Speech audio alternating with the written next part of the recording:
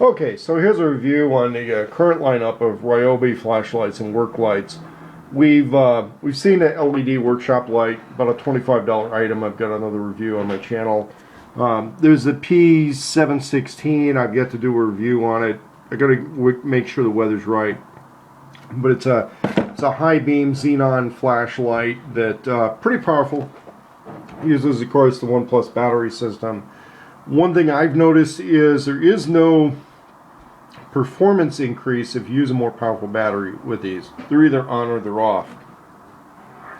The P704 is a replacement flashlight for the I think this was a the FL1800. It's basically a replacement flashlight for that comes with their toolkits. Although there's a variation of this which has a little bit less of the rubber armor on it, that comes free with the current Ryobi toolkits. They have the gray and light green yellow themed color on the plastic.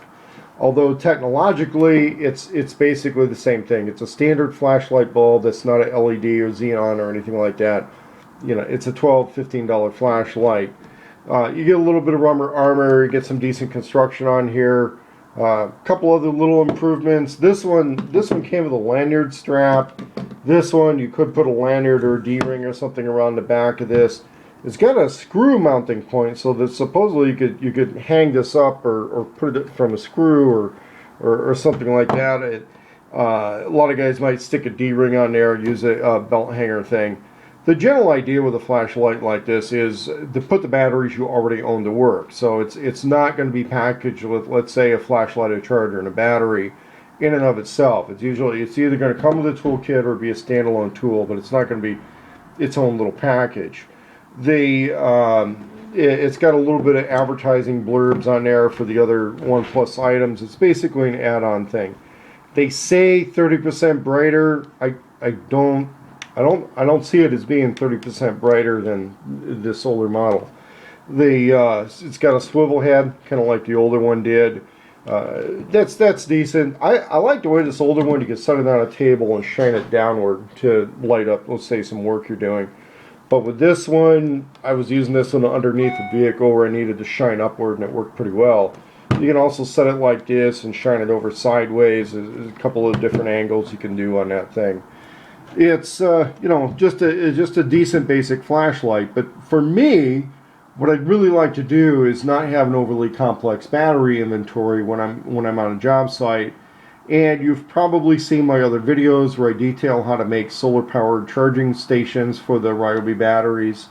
You can get into the Ryobi tool system for pretty reasonable money, especially if you buy a lot of your equipment used.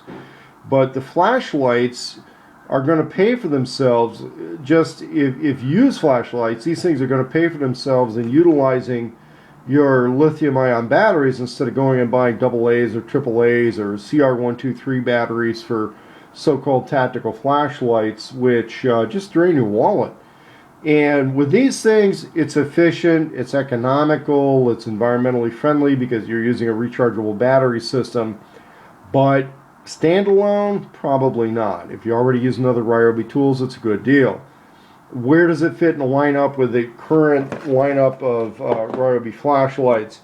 Well, the lantern doesn't work really well as a flashlight because if you're holding it in your hand and you're shining it around, it also shines in your face.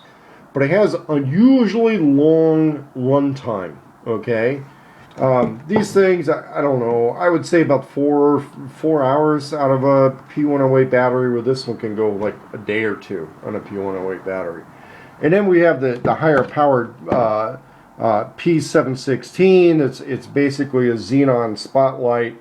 This thing's only even though there's a way you can set the trigger to have that be on all the time, it's kind of a momentary use thing. You don't leave it on. It's also a little bit too bright to use in cramped quarters. But if you want to have like a spotlight that you keep around your vehicle or for signaling or really lighting up an area for a short period of time, it's pretty good. What Ryobi lacks right now is kind of a larger area work light, like DeWalt has a couple of models that are really good for that. Ryobi's yet to come out with one. I think they eventually will. But this flashlight, it's, you know, a decent standalone flashlight, a good little $12-15 addition to your Ryobi tool sets, and a way of putting those kind of expensive batteries to use, and in a way that keeps you from having to buy D's or double A's or 9 volts all the time for other flashlights you might have around the house.